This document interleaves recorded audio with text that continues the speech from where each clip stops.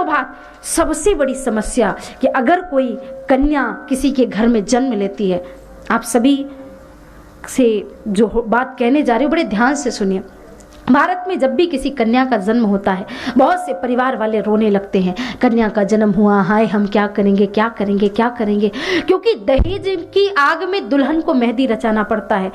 इस प्रकार से कन्या का क्रय विक्रय होता है। हमारे बेटे तो 10 लाख लेंगे, हमारा बेटा तो 50 लाख लेगा, हमारे बेटे को तो इतनी महंगी गाड़ी चाहिए। महाराज, मैं तो उन कन्याओं को भी समझाती हूँ। हमारे संस्था के माध्यम से साल भर में कई कन्याओं का विवाह भी कराया जाता है निःशुल्क रूप से, और मैं उन कन्याओं को भी कहती हूँ जिनके घर में दहेज की प्रथा है, मैं उन कन्याओं से कहती हूँ कि देखो, आज जो जरा से पैसे के लिए आपके माता पिता के सम्मान की बात नहीं रखते, आपका क्रय विक्रय करते कि हमें इतने लाख लेना है उतने लाख लेना है, ऐसा पति पूरे जीवन में कभी आपका सम्मान नहीं कर सकता है। ऐसा व्यक्ति जो पैसे लेकर के शादी करता हो, वो व्यक्ति कभी आपके आत्मसम्मान की सुरक्षा नहीं कर सकता, और जीवन में कभी एक अच्छा जीवन साथी भी साबित नहीं हो सकता।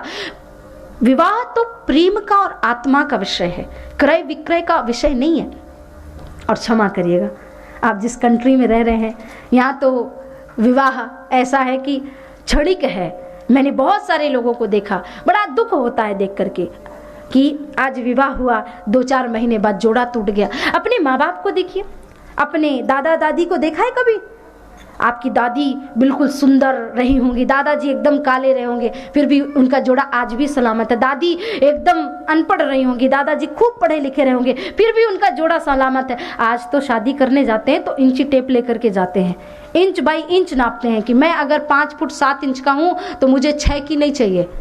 हाँ, जीवन जो प्रेम है, जो विवाह है, वो कोई ऐसा बंधन नहीं है कि आप जिसे ऐसा कह दे कि भाई ये नाप तौल के होता है। प्रेम की भावना होती है, और प्रेम हर चीज से परे होता है। प्रेम व्यक्ति को महान बनाता है।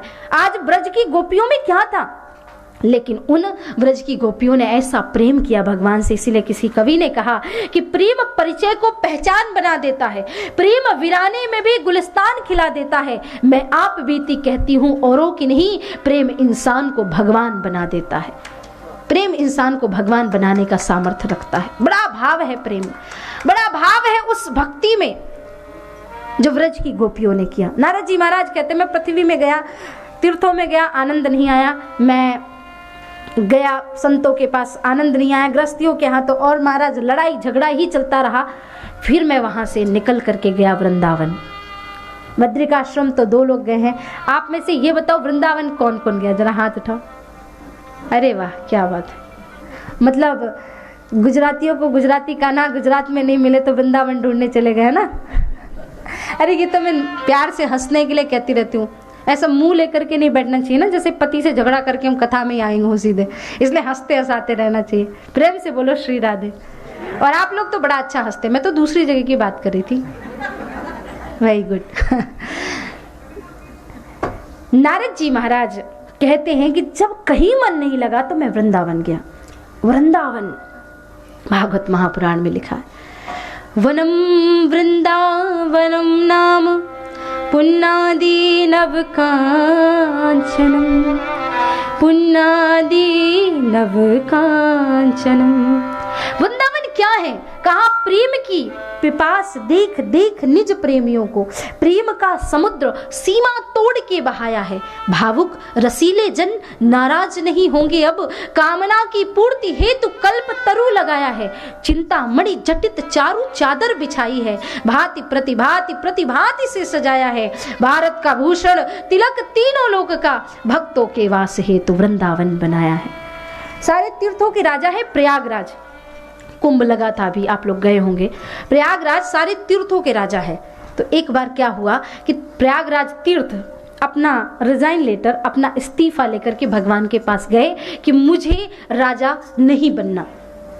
भगवान ने कहा आखिर प्रयागराज जी से कि ऐसा क्यों, मैंने आपको तीर्थों का राजा बनाया है, आप रिजाइन क्यों करना चाहते हैं, आप अपना इस्तीफा क्यों दे रहे हैं, आपको राजा क्यों नहीं रहना। बोले महाराज, अगर राजा की डिसरिस्पेक्ट हो, राजा की कोई रिस्पेक्ट ना करे तो ये अच्छी बात नहीं है। तो भगवान ने कहा बताओ किसने तुम्हारे साथ क्या गलत व्यवहार किया, मैं उसको बोलूंगा। बोले महाराज, अभी टैक्स की बात चल रही थी, कर की बात चल रही थी, तो राजा को कर दिया जाता है, यानी जैसे आप गवर्नमेंट को टैक्स देते हैं ना, वैसे ही राजा को कर दिया जाता है। तो प्रयागराज जी ने कहा कि सारे तीर्थ मुझे कर दे, ये जिम्मेदारी है तीर्थों की। भगवान ने कहा हाँ, बोले सारे तीर्थ मुझे समय पे आके कर देते हैं, एक छोटा सा वृंदावन कभी कर नहीं देता। भगवान ने कहा प्रयागराज ये बात सुन लो, मैंने तुम्हें तीर्थों का राजा बनाया है, अपने घर का राजा नहीं बनाया है। वृंदावन धाम साक्षात मेरा घर है और तुम मेरे घर से टैक्स लोगे। मैंने तुमको राजा बनाया और तुम हमारे ही घर से टैक्स लोगे। तो इतना महान वृंदावन धाम है जहाँ भक्ति नृत्यति यत्र चा। तो अच्छा ये बताओ, अब मेरे साथ कौन कौन वृंदावन जाना चाहता है, जरा हाथ उठाइए।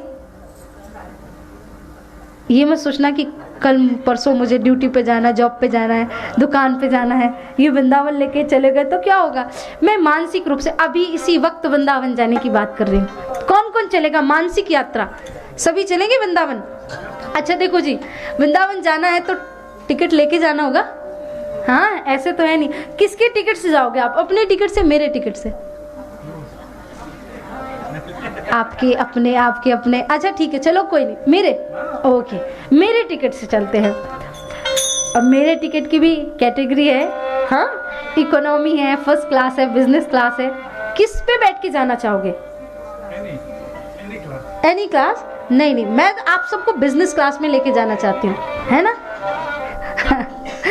देखिए जो व्यक्ति सिर्फ ताली बजाता है ना, वो तो है इकोनॉमी वाला, बेचारा थका हुआ आदमी।